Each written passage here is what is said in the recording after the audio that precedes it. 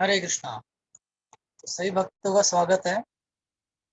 आज हम कृष्णा बुक से अध्याय 20 शरद का वर्णन पढ़ना स्टार्ट करेंगे।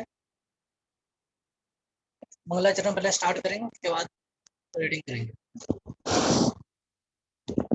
ओम अज्ञानतिमिराधस्य ज्ञानञ्जनाशलाकया चक्षुरुन्मिलितं येन तस्मै श्रीगुरुवे नमः। श्रीचैतन्यमनोभीष्टं स्थापितं येन भूतले स्वयं रूपः कदा मह्यं ददाति स्वपदान्तिकम्। वन्देऽहं श्रीगुरो श्रीयुतपदकमलं श्रीगुरु वैष्णवांश श्रीरूपं साग्रजातं सहगण रघुनाथावितं तं सजीवं साद्वैतं सावधूतं परिजनसहितं कृष्ण चैतन्य देवं श्रीराधा कृष्ण पादान् सहगण ललिता श्रीविशाखान् काञ्चन नमो विष्णुपादाय कृष्णपृष्ठाय भूतले श्रीमते भक्ति वेदांत स्वामिनीति नामिने नमस्ते सरस्वते देव गौरवाणी प्रचारिणे निर्विशेष शून्यवादी पाश्चात्य देश तारिणे हे कृष्ण करुणा सिंधु दीन बंधु जगतपते गोपेश गोपिका कांत श्री राधा कांत नमस्ते। तप्त कांचन गौरांगी श्री राधे वृंदावनेश्वरी वृषभानुसुते देवी प्रणमामि प्रिये। नमो महावदन्याय कृष्ण प्रेम प्रदाय ते कृष्णाय कृष्ण चैतन्य नामने गौरी तपसे नमः। वांछा कल्पतरुभ्यश्च कृपा सिंधु भयेव पतितानां पावनेभ्यो वैष्णवेभ्यो नमो नमः। जय श्री कृष्ण चैतन्य प्रभु नित्यानंद श्री अद्वैत गदाधर श्रीवासादि गौर भक्त वृंद। हरे कृष्णा कृष्णा कृष्णा हरे हरे, हरे राम राम राम हरे हरे। हरे कृष्णा। तो आज हम अध्याय 20 से पढ़ना स्टार्ट करेंगे।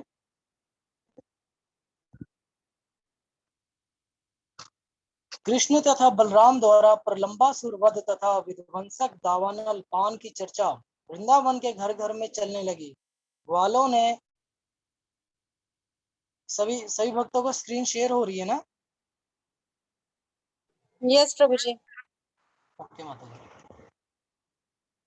ग्वालों ने इन अद्भुत कार्यों का वर्णन अपनी पत्नियों तथा अन्य सब से किया और वह सभी आश्चर्यचकित थे। वे इस निष्कर्ष पे पहुंचे कि कृष्ण तथा बलराम देवता थे जो कृपा करके उनके बालक बनकर वृंदावन में आए थे। इस तरह वर्षा ऋतु आई। भारतवर्ष में ग्रीष्म के भीषण आतप अर्थात गर्मी के बाद वर्षा ऋतु का आगमन अत्यंत सुहावना प्रभु जी लगता है। आपकी वॉइस नहीं आ रही है। हरे कृष्णा। आ रही है माता जी अब? हरे कृष्णा। यस प्रभु जी।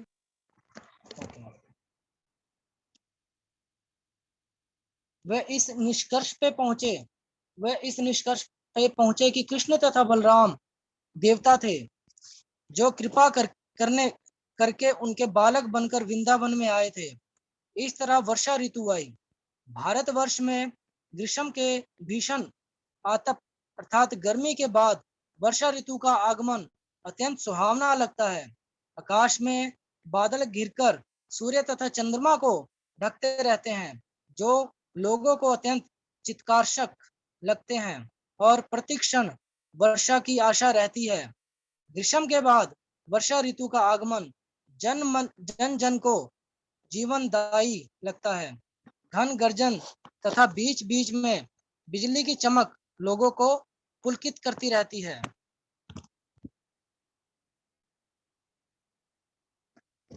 वर्षा ऋतु के लक्षणों की तुलना जीवों से की जा सकती है जो प्रकृति के तीनों गुणों से आवृत होते हैं। अनंत आकाश मानो पर ब्रह्मा हो और शुद्र जीव मानो बादलों से घिरा आकाश हो अथवा तीनों गुणों से आवृत ब्रह्म हो। मूलतः प्रत्येक जीव ब्रह्म का अंश है। पर ब्रह्म या अनंत आकाश कभी भी बादल से आच्छन्न नहीं रह सकता। हाँ, उसका एक कार्य आच्छन्न हो सकता है, जैसा कि भगवत गीता में कहा गया है, जीव श्री भगवान के अंश रूप हैं, किंतु वह परमेश्वर के एक नगण्य अंश होते हैं। ये अंश प्रकृति के तीनों गुणों द्वारा प्रच्छन्न रहता है और इसी कारण जीव आत्माएं भौतिक जगत में वास करती हैं। ब्रह्म ज्योति सूर्य प्रकाश की भांति है। जिस प्रकार सूर्य प्रकाश के सूक्ष्म चमकीले कण रहते हैं, उसी प्रकार ब्रह्म ज्योति भगवान के सूक्ष्म अंशों से भरी रहती है। परमेश्वर के इसी सूक्ष्म अंश के असीम विस्तार में से कुछ जीव प्रकृति के प्रभाव से प्रच्छन्न रहते हैं और कुछ उससे मुक्त रहते हैं। पृथ्वी से सूर्य प्रकाश द्वारा जो जल खींचता है, वही बादल बन जाता है। सूर्य निरंतर 8 मास तक पृथ्वी की सतह से सभी प्रकार के जल को भाप के परिणत करता रहता है। यही जल बादलों के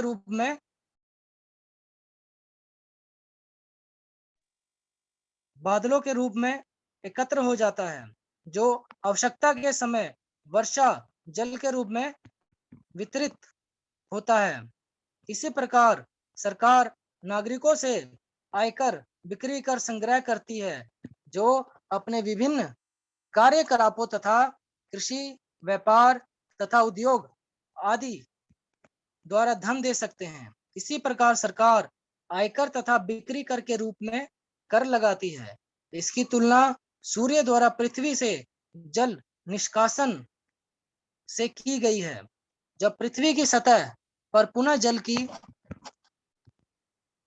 आवश्यकता पड़ती है, तो वही सूर्य जल को बादल में बदलकर उस जल को सारे विश्व में वितरित करता है। इस तरह सरकार द्वारा संचित कर पुनः लोगों में शैक्षिक कार्य, जन कार्य, सफाई के कार्य आदि के लिए वितरित हो जाना चाहिए। अच्छी सरकार के लिए ये अत्यंत आवश्यक है। सरकार को मनमाना व्यय करने के लिए कर संग्रह नहीं करना चाहिए, अपितु संचित कर का उपयोग राज्य के जन कल्याण कार्यों में किया जाना चाहिए। वर्षा ऋतु में समूचे देश में तेज हवाएं चलती हैं, जो बादलों को एक स्थान से दूसरे स्थान तक ले जाकर जरूरतमंद जीवों में जल वितरण कराने के लिए वर्षा कराती है। ग्रीष्म ऋतु के बाद जल अर्थात वर्षा की नितांत आवश्यकता होती है। अतः ये बादल उस धनी व्यक्ति के समान हैं, जो आवश्यकता पड़ने पर अपना पूरा कोष लुटा देते हैं।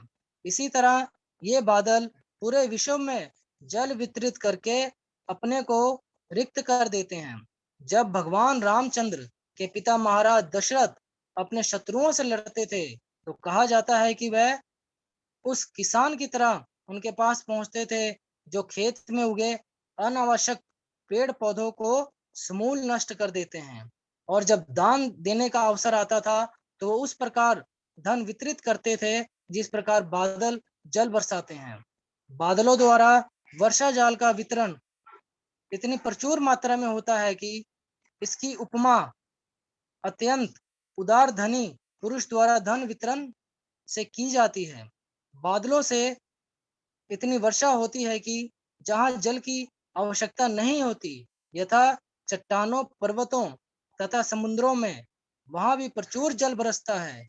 ये बादल उन दानी पुरुषों जैसे हैं, जो पात्र कुपात्र का विचार किए बिना ही दान के लिए अपना कोष खोल देते हैं।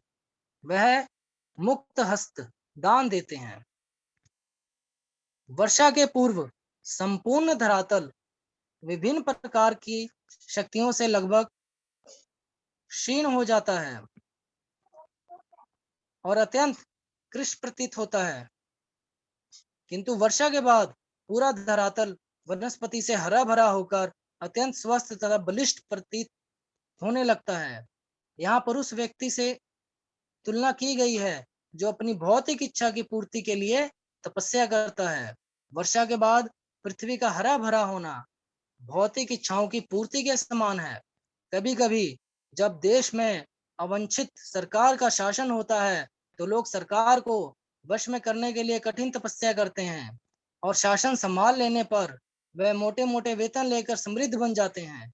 यह क्षणिक लाभ वर्षा ऋतु में पृथ्वी के हरे भरे हो जाने के समान है। वस्तुतः आध्यात्मिक सुख प्राप्त करने के उद्देश्य से ही कठिन तपस्या की जानी चाहिए। श्रीमद् भागवत में स्तुति की गई है कि परमेश्वर के साक्षात्कार के लिए ही तपस्या करनी चाहिए। भक्ति में तपस्या करते हुए मनुष्य आध्यात्मिक जीवन की पुनः प्राप्ति कर सकता है और उसके बाद उसे असीम आध्यात्मिक आनंद की प्राप्ति होती है। किंतु यदि कोई भौतिक लाभ की दृष्टि में रखकर कठिन तपस्या करता है तो भागवत के अनुसार उसके परिणाम क्षणिक होते हैं और वो केवल अल्पज्ञ ही ऐसी इच्छा करते हैं। वर्षा ऋतु में संध्या समय वृक्षों की चोटी पर इधर उधर अनेक जुगनू दिखते हैं जो दीपों की भांति टिमटिमाते हैं, किंतु आकाश के ज्योतिष्क यथा सूर्य तथा चंद्रमा नहीं दिखते हैं। इसी प्रकार इस कलयुग में नास्तिक या दुष्ट लोग सर्वत्र दिखते हैं, किंतु वास्तविक आध्यात्मिक उत्थान के लिए वैदिक नियमों का पालन करने वाले लोगों का अभाव हो जाता है। इस कलयुग की तुलना जीवों की मेघा आच्छादित ऋतु से की गई है। इस युग में वास्तविक ज्ञान तो सभ्यता की भौतिक उन्नति के द्वारा आच्छादित रहता है। इसमें शुष्क चिंतन नास्तिक एवं तथाकथित धर्म निर्माता जुगनुओं की तरफ प्रकट होते रहते हैं, जबकि वैदिक नियमों या शास्त्रों का पालन करने वाले व्यक्ति इस युग के बादलों से प्रच्छन्न हो जाते हैं।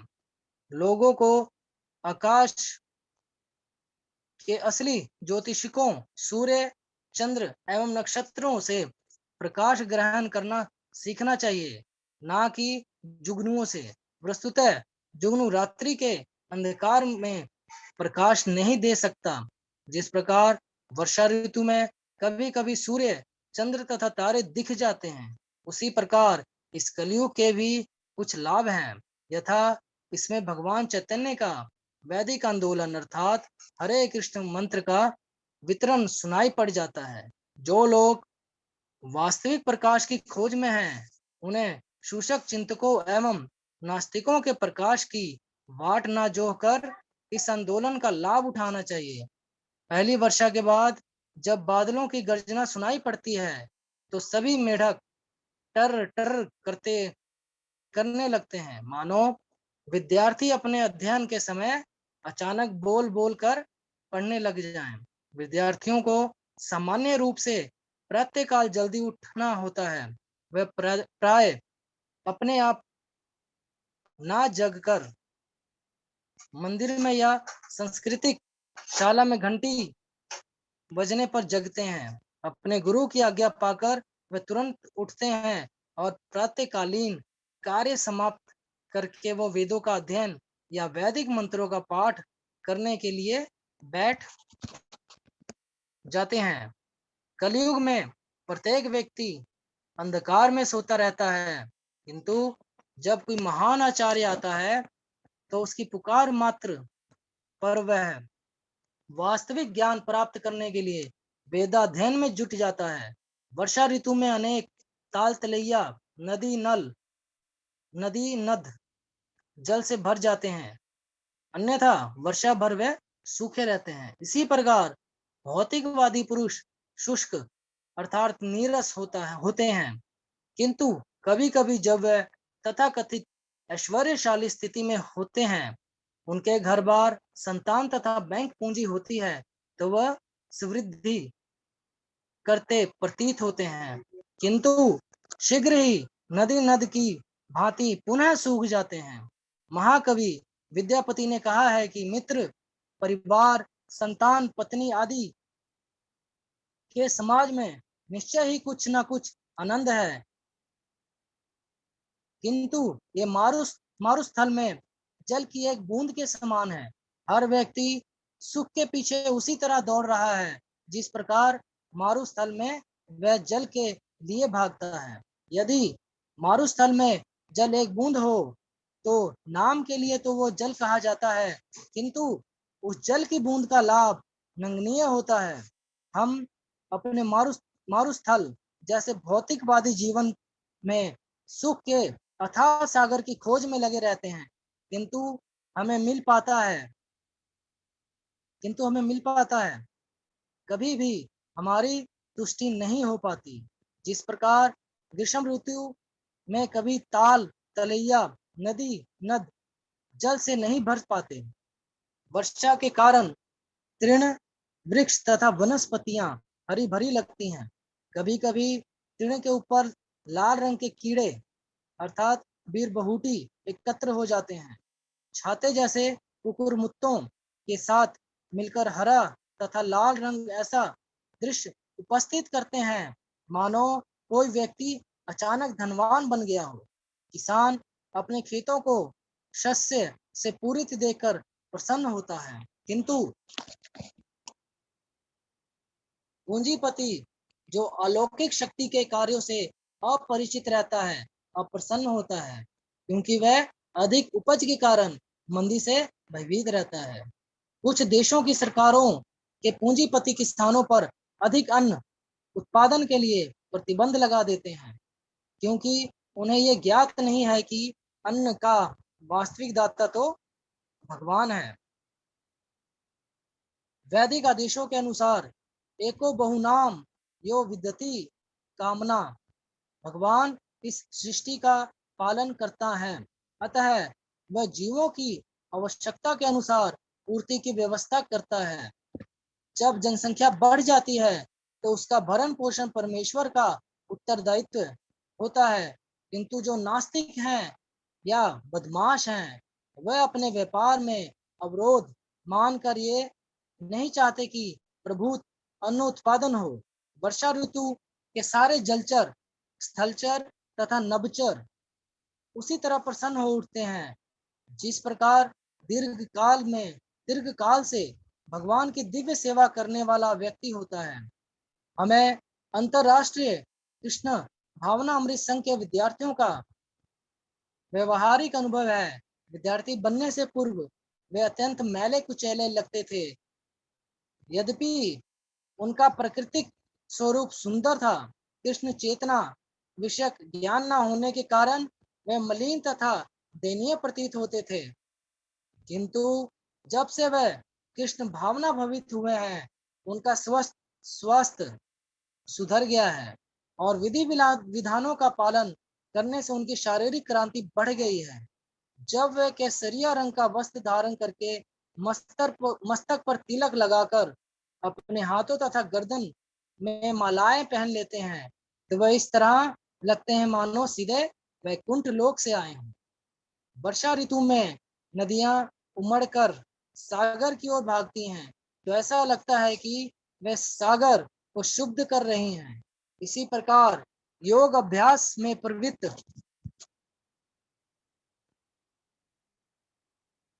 व्यक्ति यदि आध्यात्मिक जीवन में अग्रसर नहीं होता तो उसे काम वासना शुद्ध कर सकती है, किंतु उच्च पर्वतों पर चाहे चाहे मूसलाधार वर्षा क्यों ना हो वह बदलते नहीं।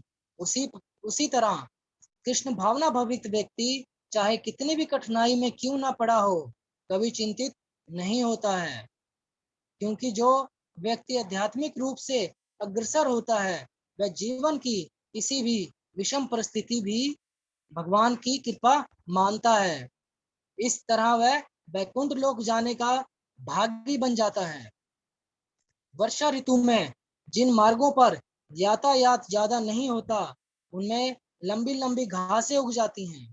ये वैसा ही है जिस प्रकार की वेदों के अध्ययन तथा संस्कारों से अनभ्यस्त कोई ब्राह्मण माया रूपी घास से आवृत हो जाए। ऐसी दशा में वे अपनी स्वाभाविक स्थिति भूल जाने से भगवान के प्रति अपने नित्य सेवक भाव को भी भूल जाता है।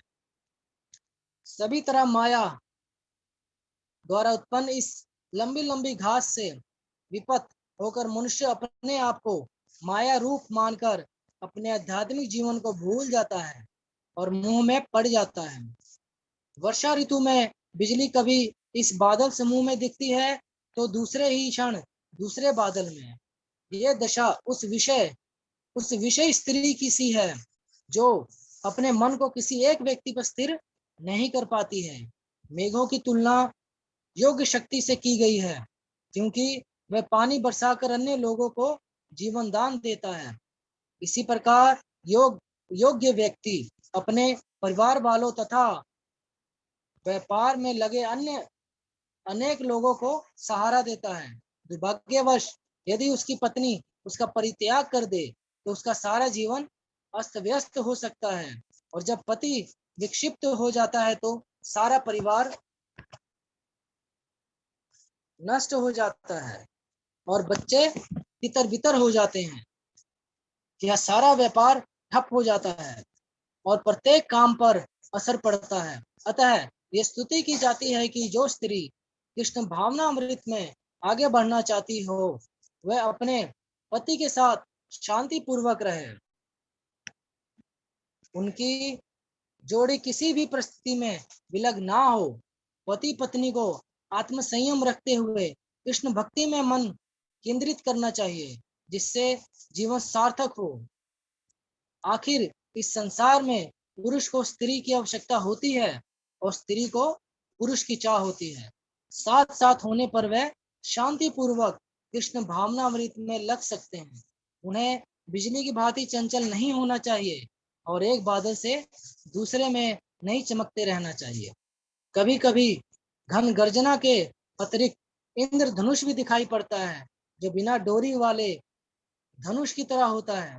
वास्तव में जब धनुष के दोनों सिरों को डोरी से बांध दिया जाता है तो वह झुक जाता है, किंतु इस इंद्रधनुष में कोई डोरी नहीं रहती, फिर भी ये आकाश में इतने सुंदर ढंग से टिका रहता है।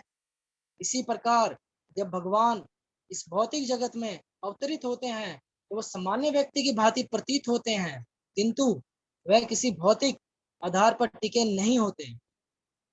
भगवद गीता में भगवान कहते हैं कि मैं अपनी ही अतरंगा शक्ति से प्रकट होता हूँ जो बहिरंगा शक्ति के बंधन से सर्वथा स्वतंत्र रहती है। सामान्य व्यक्ति के लिए जो बंधन तुल्य है वही भगवान के लिए स्वतंत्रता है। वर्षा ऋतु में बादलों के कारण चांदनी ढकी रहती है और कभी कभी ही दृष्टि गोचर होती है। कभी कभी चंद्रमा बादलों के साथ चलता प्रतीत होता है किंतु वह स्थिर होता है। बादलों के कारण वह चलायमान लगता है। इसी प्रकार जो व्यक्ति चलायमान भौतिक जगत के साथ अपनी पहचान करता है उसी वास्तविक आध्यात्मिक क्रांति मुंह से ढक जाती है और भौतिक कार्यों की गति के साथ वह अपने को जीवन के विविध क्षेत्रों में गतिशील मानता है। यह अहंकार के कारण है जो आध्यात्मिक तथा भौतिक सत्ता के बीच विभाजक रेखा है। जिस प्रकार चलता हुआ बादल चांदनी तथा अंधकार के बीच की विभाजक रेखा होता है। वर्षा ऋतु में जब बादल पहली बार देखते हैं तो मोर उन्हें देखकर आनंदित होकर नाच उठते हैं। मोरों की तुलना उन व्यक्तियों से की जा सकती है जो भौतिक जीवन से त्रस्त हैं, और यदि उन्हें किसी भगवत भक्त का सानिध्य प्राप्त हो जाता है तो उनमें प्रकाश जग उठता है और उनका मन मयूर नाच उठता है। हमें इसका व्यवहारिक अनुभव है। हमारे बहुत से विद्यार्थी कृष्ण भावना अमृत आंदोलन में आने से पूर्व अत्यंत शुष्क तथा खिन्न थे, किंतु भक्तों के सत्संग में आने पर वे मयूर की भांति थिरकते दिख रहे हैं। पौधे तथा लताएं पृथ्वी से जल लेकर बढ़ते हैं, इसी तरह तपस्या व्यक्ति शुष्क दिखने लगता है, किंतु तपस्या पूरी होने पर और उसका फल प्राप्त कर लेने के बाद वह अपने परिवार समाज प्रेम घर तथा अन्य साथ समाज के साथ जीवन का आनंद भोगने लगता है। वह नए उगे पौधे तथा घास की भांति प्रसन्नचित हो जाता है। कभी कभी सारस तथा बत्तख सरोवर तथा नदियों किनारे पर निरंतर देखे जाते हैं, भले ही ये किनारे कीचड़ तथा कटीली लताओं से युक्त क्यों ना हो। इसी प्रकार कृष्ण भावना अमृत से रहित गृहस्थ जन अनेक भौतिक असुविधाओं के रहते हुए भी भौतिक जीवन में निरंतर बने रहते हैं, चाहे वो पारिवारिक जीवन हो या अन्य किसी जीवन, अन्य किसी प्रकार का जीवन। कृष्ण भावना अमृत हुए बिना पूर्ण सुख नहीं मिल सकता। शिला नरोत्तम दास ठाकुर प्रार्थना करते हैं कि उन्हें किसी न किसी व्यक्ति की संगति चाहिए, चाहे वो ग्रस्त हो या सन्यासी, जो सदा भगवान की प्रेमा भक्ति में लगा रहता हो, भगवान चैतन्य का पवित्र नाम लेता हो। भौतिकवादी व्यक्तियों के लिए संसारिक कृत्य दुखमय बन जाते हैं, किंतु कृष्ण भावना अमृत व्यक्ति के लिए प्रत्येक वस्तु प्रसन्नता पूर्वक स्थित प्रतीत है। कभी कभी अतिवृष्टि के कारण खेतों के खेतों की मेढ़े टूट जाती हैं। इसी प्रकार कलयुग में अवैध नास्तिक प्रचार के कारण वैदिक आदेशों की सीमाएं भंग होती हैं। इस तरह लोग धीरे धीरे ईश्वर विहीन को प्राप्त हो जाते हैं। वर्षा ऋतु में वायु द्वारा इधर उधर ले जाए गए बादल अमृतुल्य वृष्टि वृष्टि करते हैं। जब वेदों के अनुयायी ब्राह्मण जन राजाओं तथा वैश्यों को महान यज्ञ संपन्न हो जाने पर दान के लिए प्रेरित करते हैं, तो ऐसा धन वितरण भी अमृत तुल्य होता है। ब्राह्मण, क्षत्रिय, वैश्य तथा शूद्र, ये चारों वर्ण शांति पूर्वक सहयोग से जीवन बिताने के लिए है। ये तभी संभव होता है जब पटु वैदिक ब्राह्मण यज्ञ संपन्न करके तथा धन का समान वितरण करके उनका मार्गदर्शन करते हैं। वर्षा से वृंदावन की शोभा बढ़ गई और पके खजूर, आम, जामुन तथा अन्य फलों से भर उठा। भगवान कृष्ण तथा उनके संगी एवं बलराम ने नई वर्षा ऋतु का आनंद लूटने के उद्देश्य से वन में प्रवेश किया। गाय हरी घास चरकर अत्यंत हष्ट पुष्ट हो गईं और उनके थन दूध से भर गए। जब कृष्ण ने उन्हें उनके नाम लेकर बुलाया तो वह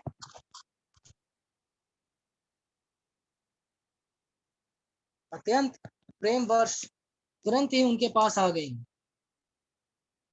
और इस प्रसन्नता में उनके थनों से दूध की धारा बह निकली। जब कृष्ण गोवर्धन पर्वत के पास ही स्थित वृंदावन विपिन से होकर जा रहे थे, तो वह अत्यंत प्रसन्न थे। उन्होंने यमुना तट पर वृक्षों को मधुमक्खी के छत्तों से सुशोभित देखा, जो मधु टपका रहे थे। गोवर्धन पर्वत पर अनेक झरने थे, जिनके बहने से मधुर ध्वनि हो रही थी। जब कृष्ण ने पर्वत गुफाओं में झांका तो उन्हें ये ध्वनि सुनाई पड़ी। अभी वर्षा ऋतु समाप्त नहीं हुई थी, किंतु धीरे धीरे शरद ऋतु आ रही थी। अतः कभी कभी जब वन में वृष्टि होती रहती है, तो कृष्ण तथा उनके साथी किसी वृक्ष के नीचे या गोवर्धन पर्वत की तंद्राओं में बैठ जाते और पके फलों का स्वाद लेते तथा आनंद पूर्वक परस्पर बातें करते रहते। जब कृष्ण तथा बलराम दिन भर वन में रहते, तो माता यशोदा उनके भोजन के लिए चावल तथा दही, फल एवं मिठाइयां भेजा करती। कृष्ण उन्हें लेकर यमुना तट पर एक शिला पर बैठ जाते और वह अपने सखाओं के साथ देने के लिए बुला लेते अपने सखाओं को साथ देने के लिए बुला लेते। भोजन करते करते कृष्ण, उनके साथी तथा बलराम गाय, बछड़ों तथा बैलों की रखवाली करते रहते। गायें अपने दुगध पुरित दुगध पुरित भारी थनों के कारण खड़ी खड़ी थकी हुई लगती, वो बैठकर जुगाली करने लगती और प्रसन्न हो जाती। कृष्ण उन्हें देखकर प्रमोदित होते। वे वर्षा ऋतु के कारण वन की शोभा देखकर अत्यंत हर्षित थे। ये उन्हीं की शक्ति अर्थात माया का प्रदर्शन था।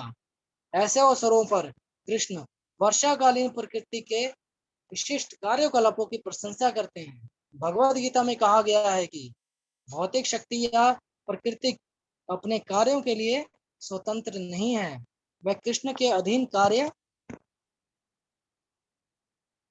करती है।